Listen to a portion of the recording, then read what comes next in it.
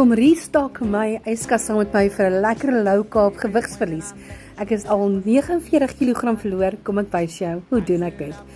Eerste ding om jou yskas skoon te kry mense, my yskas was baie vuil, ek sê baie skaam hieroor. Ek het al my goed uit my yskas uitgehaal en op my eetkamertafel gepak en toe het ek begin restock. Ons hele gesin hou van kersietomaties, so dis die eerste ding wat ingegaan het, is 'n klomp kersietomaties.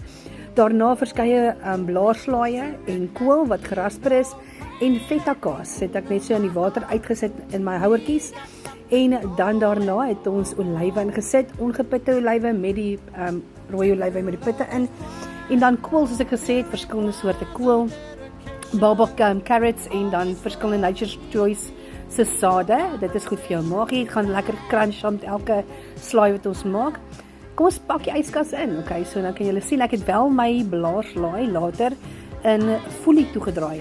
En daar's komkommer en green peppers en kase en ja, ek het alles net so lekker was. Daar's garlic, worsies, chicken loaf, druiwe en pere en pruime en watlemoen.